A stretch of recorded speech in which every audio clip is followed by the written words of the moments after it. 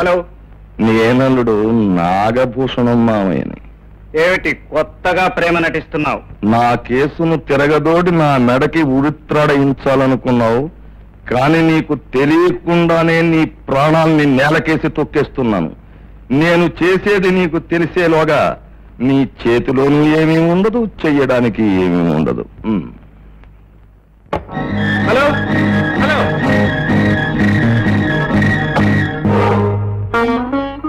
అమ్మా అమ్మా, అన్నయ్య జ్వరం ఎక్కువ ఉందిరా.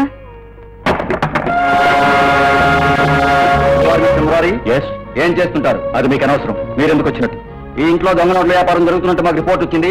సోదా చేయడం మా డ్యూటీ. ఇన్స్పెక్టర్, ఎక్కడికో వెళ్ళబోయి ఎక్కడికి వచ్చినట్టున్నారు. నో, మా డ్యూటీ మేము చేయాలి. I don't love you mister Murari.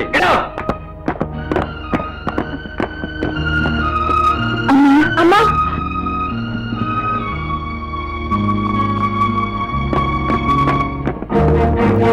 Mister Murari, ఇదేమిటి?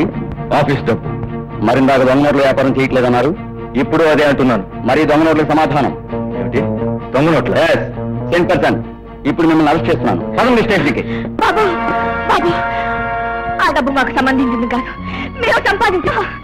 ఏం చెప్పుకోవాలన్నా ఏం సమర్థించుకోవాలన్నా కోర్టులో తెలుసుకోండి. కదా బాబు బాబు బాబు, అమ్మా తెలీదు. బాబు, అమ్మా అమ్మా అమ్మా అమ్మా అమ్మా, బుజ్జి నేను డాక్టర్ తీసుకొస్తాను. అమ్మ చూస్తాడు. అమ్మా రాఘబాబు, నువ్వుంటే ఇలా జరిగేదా? పెద్ద నేను తీసుకురానమ్మా, అడ్రస్ నా దగ్గరుంది, వెళ్ళి తీసుకురానా?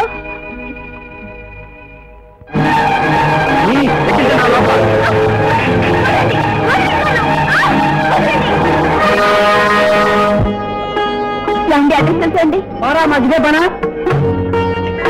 అడ్రస్ తెలుసండి? ఈ అడ్రస్ ఇంగ్లీష్ లో ఉంది బాబు, నాకు చదవడం రాదు.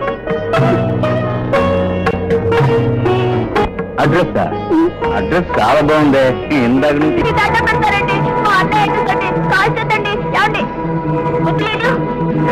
నాకు బుద్ధి లేదు.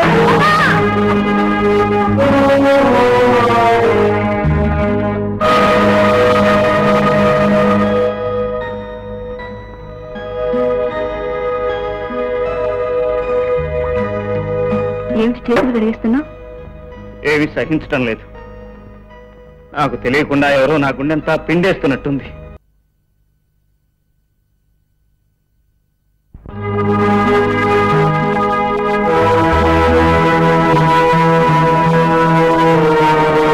ఆగిపోయావా అన్నయ్య? అదా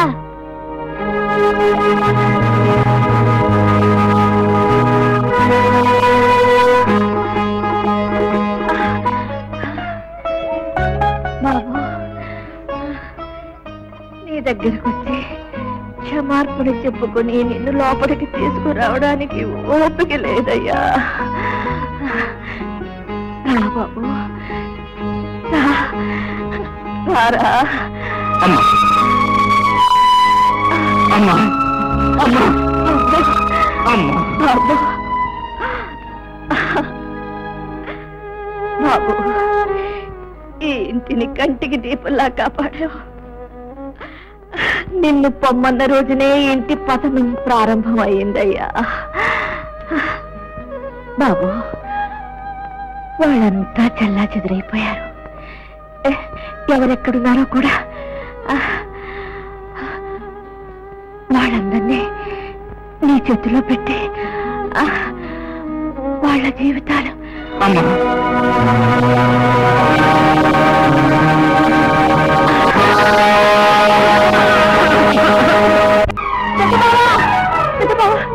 నల్లిని ఎక్కడుంది? నాగభూషణ ఇంట్లో చంద్రు పాడు చేయాలని ప్రయత్నిస్తున్నాడు.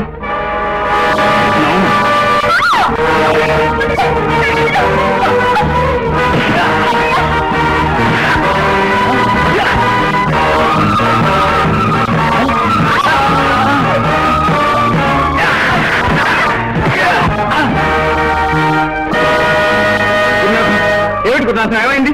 బాబు, వీళ్ళ సంగతి నేను చూస్తాను. రేపు రేవటో కదా బాబు, కేసు ఫైనల్ హీరింగ్ జరగబోతుంది. రేపు ఆ వర్మగారు ఎయిర్పోర్ట్లో దిగుతున్నాడు. వారి దగ్గర లాయర్ చంద్రశేఖరం గారి హత్య తాలూకు నెగిటివ్ ఉంది. ఆ నెగిటివ్ ఎలాగైనా కోర్టులో ప్రవేశపెట్టగలిగితే రజనీదేవి గారి నిర్దోషాలు మనం నిరూపించచ్చు బాబు. కానీ ఆ సాక్ష్యాన్ని నాశనం చేయడానికి, ఆ వర్మగాన్ని దారిలోనే చంపేయడానికి నాగభూషణ్ వాళ్ళు ప్రయత్నిస్తున్నారు. ఎలాగైనా వర్మగాన్ని కాపాడుకోండి, లేకపోతే పడిన శ్రమంతా వృధా అయిపోతుంది బాబు. Your attention please. Flight number ICW207 from Sri Lanka is arriving in few minutes. ఎప్పటికి వస్తుందయ్యా? టైం ఎంత అయింది? అదైందయ్యా, విమానం వచ్చి వేలైంది.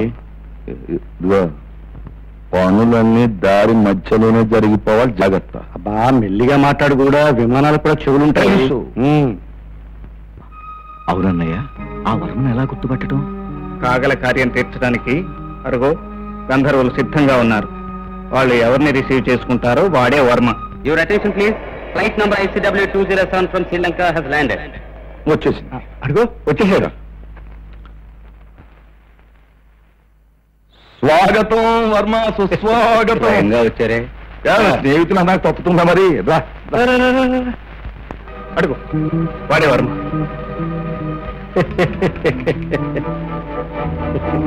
మధ్యదారిలో తప్పించడానికి మంచి ప్లాన్ వేసినట్టున్నారు. డబ్బు మనుషులు, ఆ స్నేహం కోసం బతికే మనుషులు. మరి ఆ డబ్బు ఇక్కడికే తీసుకురావచ్చుగా. అది మర్యాద. మా ఇంటికి వచ్చి నువ్వు పూట ఫోన్ చేయొచ్చుగా.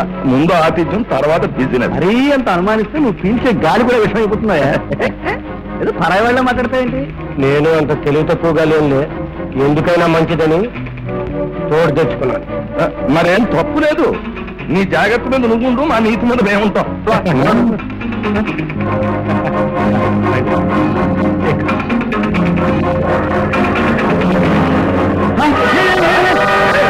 ఈ డ్రైవర్ గారు కావాలి పిచ్చెక్కిందా? మా అన్న తెలిసిపోతాడండి. అర్థం కావడం లేదు. గరుడా ఏమిట్రా, ఏమైంది? కృష్ణమూర్తి తమ్ముడు కారు తీసుకుపోతా.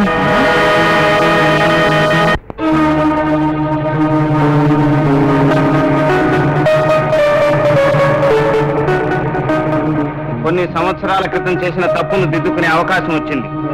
మర్యాదగా కోర్టుకొచ్చి నిజం ఒప్పుకో, లేదా తస్తాను. అంత తేలిగ్గా మీకు దొరికిపోవడానికి నేను అంత వ్యర్థం అనుకున్నారా? మర్యాదగా కారు ఆపు, లేదా మీరు చేస్తారు.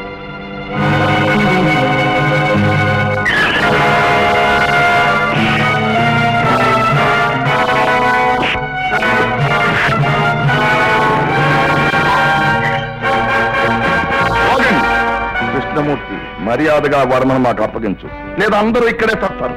కనుక మా మాట విని త్వరగా కారెక్కు.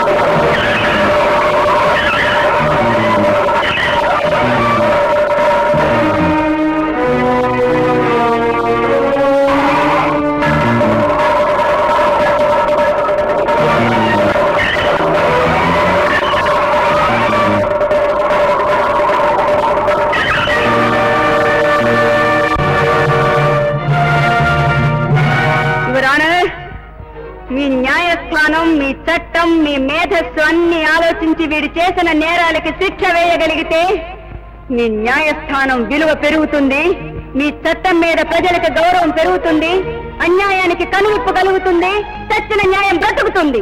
చూడండి, మీరు అనవసరంగా అతను చేసిన నేరం నిరూపించకుండా ఉద్రేకపడుతున్నారు. మీరు చెప్పేదానికి అతను చేసిన నేరానికి సాక్ష్యాలేమిటి? సాక్ష్యాలున్నాయి మిస్టర్ జస్టిస్. లాయర్ చంద్రశేఖర్ని నాగభూషణ్ చంపాడడానికి సాక్ష్యం ఈ పెట్టెలో ఉంది. ప్రత్యక్ష సాక్షి ఎదురుగా ఉన్నాడు. చెప్పు, చూసింది చూసినట్టు చెప్పు. చెప్పరా? జరిగింది జరిగినట్టు చెప్పు. వెళ్ళు.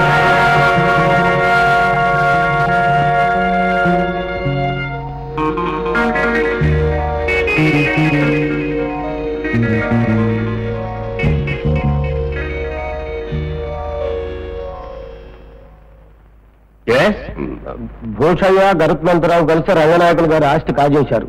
లాయర్ చంద్రశేఖరం గారు ఆ కేసు వాదిస్తున్నారనే కోపంతో భూషయ్య వారిని హత్య చేస్తుండగా నేను ఫోటో తీశాను. బ్లాక్ మెయిల్ చేశానని నాకు ఎక్కువ డబ్బు ఇచ్చారు. నేను సెలం వెళ్ళిపోయాను. విన్నారా మిస్టర్ జస్టిస్? నల్లకోటు వేసుకున్న ధర్మాన్ని కాపాడుతానని, న్యాయాన్ని నిలబెడతానని నిత్యం మీ మధ్య తిరిగే వ్యక్తి హత్య చేయబడితే మీ న్యాయస్థానం ఏం చేసింది?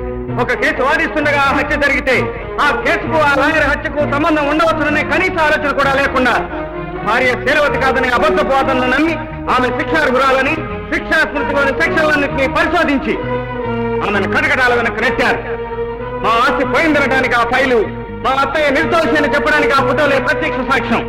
కానీ ఆ రోజు మీ న్యాయస్థానం మరోలా తీర్పు చెప్పింది. ఆ ఇల్లాలు భర్తను పోగొట్టుకున్న బాధతో పాటు అయిన వాళ్ళందరూ అసహించుకుంటుంటే జైల్లోనూ విడుదలయ్యాక ఈ సమాజంలోనూ ఎలా బ్రతికిందో ఆలోచించండి.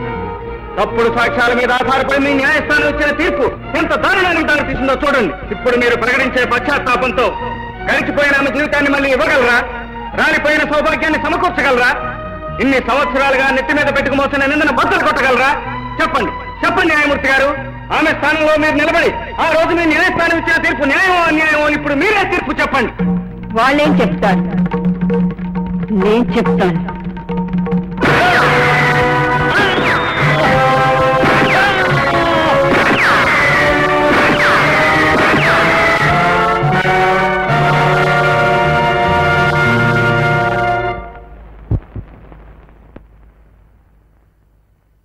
యువర్ ఆనర్, ఆ రోజు చేయని నేరానికి శిక్ష అనుభవించాను.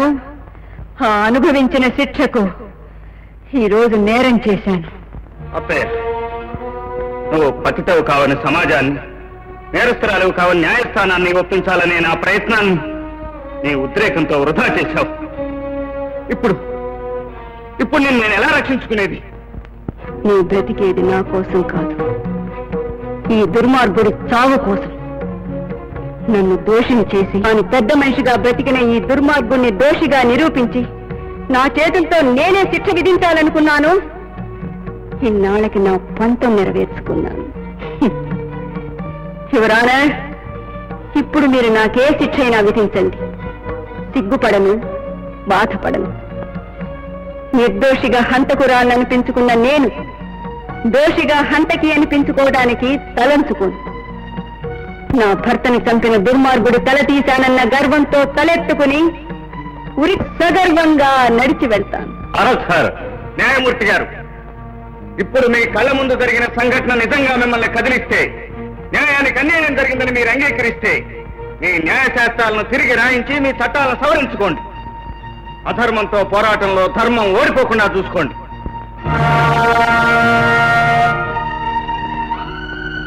అత్తయ్య, మహాప్రస్థానానికి వెళ్ళేది నేను. అటు చూడు, నీ వెనక నీ భుజం మీద వీళ్ళందరి జీవితాలు ఆధారపడి పోరాటం ఇంకా పూర్తిగా లేదు కృష్ణమూర్తి.